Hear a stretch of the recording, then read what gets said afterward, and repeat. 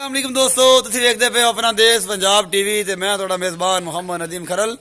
सब तो पहले अपने चैनल को करो सब्सक्राइब ते बेल आइकन का बटन दबाओ कि मेरी हर आने वाली नवी वीडियो तुहाडे तक पहुँच सके। दोस्तों अज फिर तुहाडे वास्ते तुहाडा वीर नदीम खरल की वीडियो लैके आया है जनाब। वो हैगी तो दो कट्टिया के शुमार है, लेकिन कट्टे ने मेरे वीर खालिद गुज्जर दे जिन्हें उन्हें मेरे को खरीदे सन।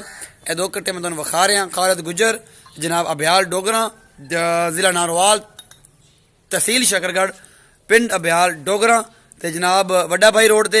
ये मेरे वीर दे मेरे पहले सबसक्राइबर भी ने ते मेरे पहले मतलब मेरे को माल लैन वाले बेली भी ने जिन्होंने एतमाद करके पहले स्टार्ट से मेरे को माल लिया। अल्हम्दुलिल्लाह अल्लाह का शुक्र है, वो एतमाद अज तक चल रहा है। तो अगे जनाब काफ़ी जानवर भेजे इन्होंने दो कट्टे भेज रहा सी। मैं क्या भरावां नूं जरूर दसां कि कट्टे जिहड़े ने मेरे यार जनाब खालिद गुज्जर दुबई तो उन्होंने लए ने ते पिंड है जी जिला नारोवाल ते तहसील शकरगढ़ अब्याल डोगरा ते जनाब ए उत्थे वड्डा भाई रोड ते।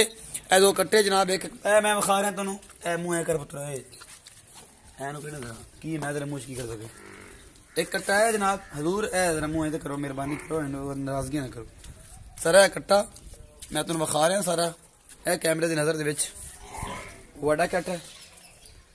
ए जनाब वड्डा कट्टा जनाब है तुसीं वेखदे पे हो सब तो पहले मेरी कैमरे की नज़र च है। उस तो बाद जनाब दूसरा कट्टा जिहड़ा है वह भी तुहानू विखा रहा तुहाडा वीर नदीम खरल।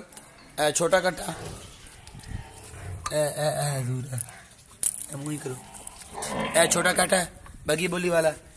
ये जनाब कट्टा भी मैं भेज रहा जनाब अपने यार अपने सोहने वीर जनाब मेरे जिगर का टोटा खालिद गुज्जर नूं।